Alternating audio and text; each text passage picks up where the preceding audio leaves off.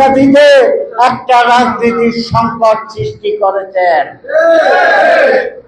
আপনারা জানেন গত পরশুদিন তারেক রহমান বেনিয়াকে 150 নেতা কর্মীকে নিয়ে 2 ঘন্টা বৈঠক করেছেন। 150 নেতার সাথে তারেক রহমান কথা বলেছেন।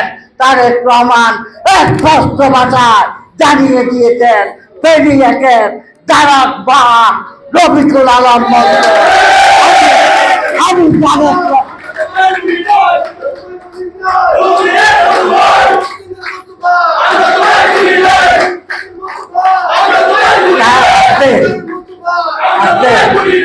তারেক রহমান আরো বলেছেন আমি রফিকুল আলম বলতো বড় ভাই বেগম খালেদা জিয়া রফিকুল আলম বলতো মা।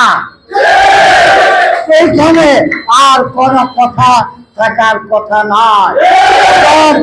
স্পষ্ট কণ্ঠে বলেছেন বেনিয়াকে 18 সাল থেকে আছে, এখনো আছে, ভবিষ্যতেও থাকবে।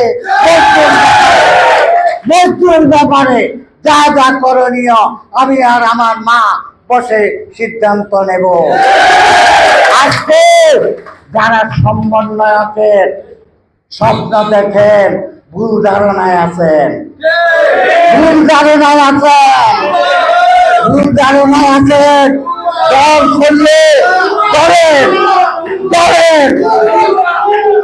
দল করলে দলের পথে কাতারে আসতে হবে। দলের ট্রেন চলতেছে, ট্রেনে দল করলে আমি ট্রেনে উঠতে হবে।